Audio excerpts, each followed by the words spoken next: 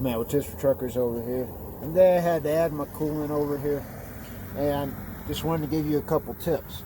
Now the first one is, a lot of people want to pour their jug like this, and if you've watched Oktoberfest, you know that that's the wrong way to do it, because you won't get a continuous pour. It'll kind of glug on you and you'll get the air bubble and all that. You're supposed to actually pour like this. These containers were designed to pour like this, where the hole is on close to the top, so that way you don't get the air bubble like, you know, like an Oktoberfest, if you ever watched that movie.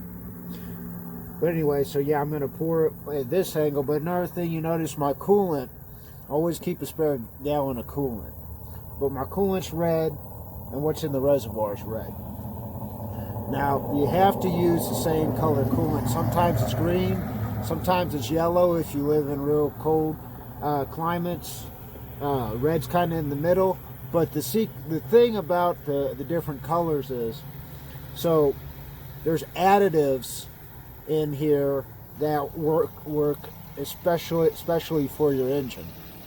And so if you use the wrong coolant, let's say I use green in this one, well, the water pump might rust up, the cylinder sleeves might rust, and it might cause corrosion, but amongst other things.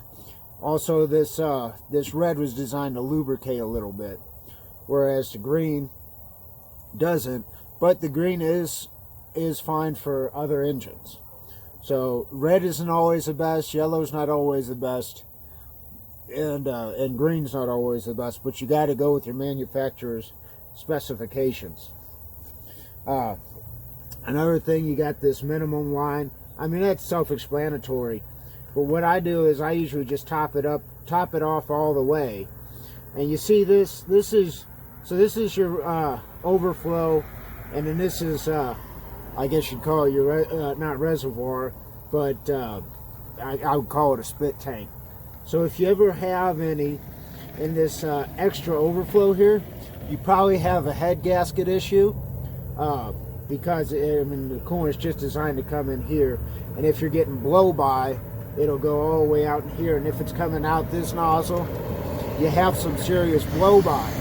Now, blow by is when you get extra pressure in your engine and it's pushing out either the oil, out of the orifices that it's not supposed to come out of, or your coolant. It's pushing your coolant back into your the system, pressurizing it too much.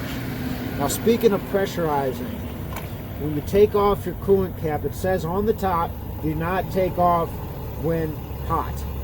Okay?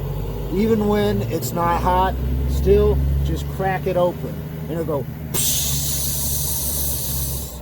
And you wait till it's done going psss, and then you give it another half a turn and it might go psss some more. Otherwise, if you take it off, I mean, it might go shooting in the air and a bunch of coolant goes shooting on your face, and you might not be as pretty as me anymore, let me tell you. Obviously, that's never happened to me. Anyway, yeah, like I said, this is the way you kind of tilt it a little bit while you're pouring. Go slow, and just all the way to the top or close to it. There, that's close enough. You don't want it spilling over. But yeah, so check your coolant, and like I said, if it's below the minimum line, that's when you need to top it off. You don't have to. Usually when it's below the minimum line, it takes about a half a gallon or so. But I mean, there's 13 gallons in the system, so half a gallon isn't going to kill you. But there's also a sensor in here, right here, that will tell you if you're well, we call it a dummy light. So if that's coming on your dash, you're kind of a dummy because you're not checking your coolant enough. Either that or you have a leak. So if you're checking your coolant regularly, you're losing quarter of a gallon, half a gallon a day or two.